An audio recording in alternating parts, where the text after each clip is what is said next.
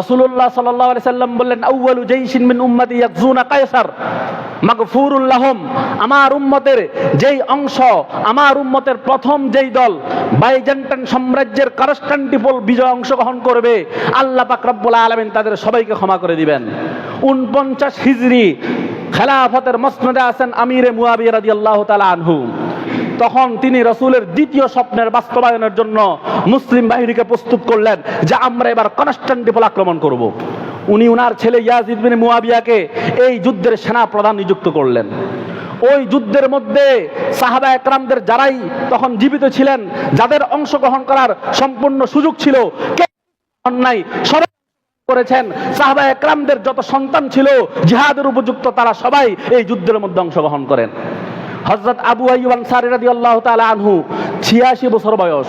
86 বছর বয়সে হযরত আবু আইয়ুব আনসারী রাদিয়াল্লাহু তাআলা আনহু, যাকে বলা হয় মেজবানে রাসূল, রাসূল মদিনা হিজরত করার পরে যে সাহাবীর ঘরে মেজবান হয়েছিলেন, মেহমান হয়েছিলেন, সেই আবু আইয়ুব আনসারী রাদিয়াল্লাহু তাআলা আনহু যখন শুনলেন যে রাসূলের দ্বিতীয় স্বপ্নের বাস্তবায়ন কনস্টান্টিনোপলের দিকে মুসলিম বাহিনী রওনা করেছে, তখন তিনিও বললেন যে আমি এই যুদ্ধে অংশগ্রহণ করব। সাহাবা একরাম উনাকে নিয়ে নিলেন সাথে।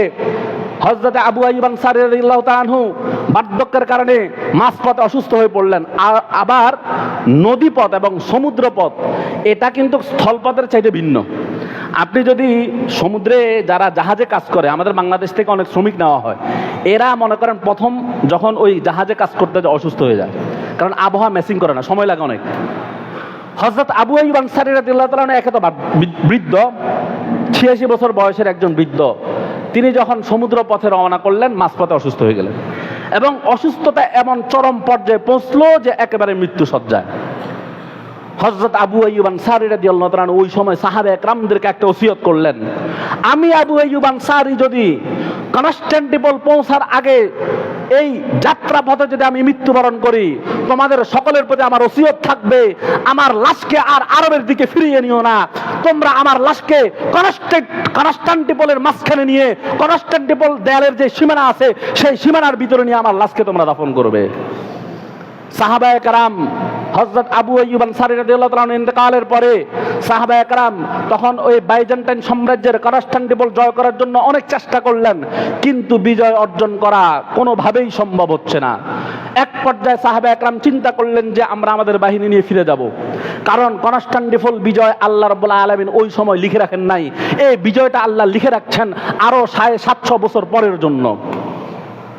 তখন সাহাবায়ে কেরাম ফিরে আসবেন, কিন্তু হযরত আবু আইয়ুব আনসারী রাদিয়াল্লাহু তাআলা আনহুর সেই ওসিয়ত যে আমাকে তোমরা আরবে নিয়ে যাবে না, আমার লাশকে তোমরা দাফন করবে কনস্টান্টিনোপলের ভিতরেই। তখন সাহাবায়ে কেরাম অত্যন্ত দ্রুততার সাথে একটা সাহসী সিদ্ধান্ত নিলেন।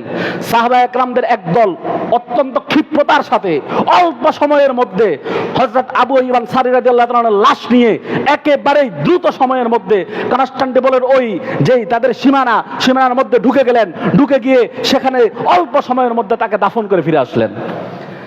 হযরত আবু আইয়ুব আনসারী রাদিয়াল্লাহু তাআলা আনহু বলেছিলেন, আমাকে তোমরা এমন জায়গায় দাফন করবে যাতে করে মুসলিম বাহিনীর বিজয়ী বাহিনী, বিজয়ী ঘোড়াগুলো আমার কবরের উপর দিয়ে কনস্টান্টিনোপলে প্রবেশ করতে পারে। আল্লাহ পাক রব্বুল আলামিন আল্লাহর রাসূলের মেজবান এই সাহাবীর এই দোয়া এমন ভাবে কবুল করলেন।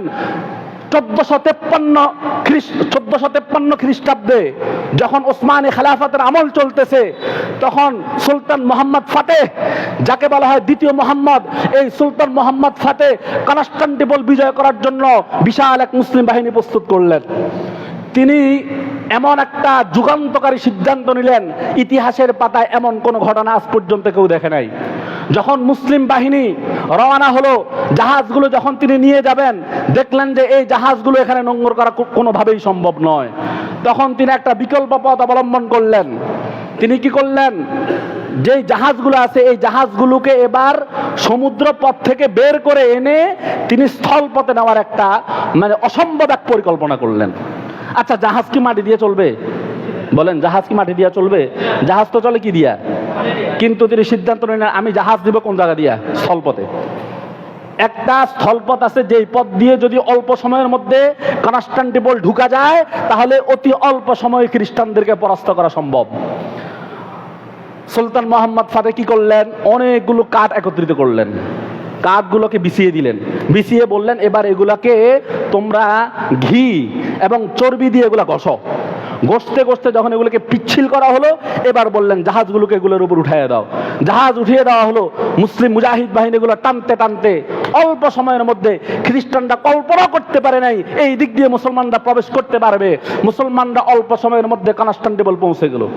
অল্প কিছুক্ষণ লড়াইয়ের পরে তারা টিকতে পারে নাই। আল্লাহ পাক রব্বুল আলামিন রাসূলুল্লাহ সাল্লাল্লাহু আলাইহি সাল্লামের সেই ভবিষ্যৎবাণী বাস্তবায়ন করলেন। রাসূলের জীবন্ত মুজিজা দেখলো মানুষ। আল্লাহ রাব্বুল আলামিন মুসলমানদেরকে কনস্টান্টিনোপল দান করলেন। সুলতান মোহাম্মদ ফাতেহ যখন কনস্টান্টিনোপল জয় করে ইস্তাম্বুলের দিকে রওনা দিবেন, ওই সময় সেই আবু আইয়ুব আনসারী রাদিয়াল্লাহু তাআলা আনহুর কবর মুসলিম বিজয় বাহিনীর ঘোড়ার পদতলে ছিল। তিনি যেভাবে চেয়েছেন যে আমার কবর মুসলিম বাহিনী ইস্তাম্বুলে ঢুকবে, 750 বছর পরে তিনার সেই স্বপ্ন বাস্তবায়ন করলেন। সুলতান মোহাম্মদ ফাতেহের একজন শিক্ষক, তিনি ওই ইতিহাস জানতেন যে এখানে একজন সাহাবীর কবর আছে, মেজবানে রাসূলের কবর এখানে আছে। তিনি তালাশ করতে লাগলেন। তালাশ করতে করতে করতে তিনি খুঁজে বের করলেন আবু আইয়ুব আনসারী রাদিয়াল্লাহু তাআলা আনহুর কবর আজও ইস্তাম্বুলে সেখানে বিদ্যমান আছে, এখনো আছে। এবং সেখানকার একটা জেলার নাম আইয়ুব জেলা, হযরত আবু আইয়ুব আনসারী রাদিয়াল্লাহু তাআলা আনহুর নামে।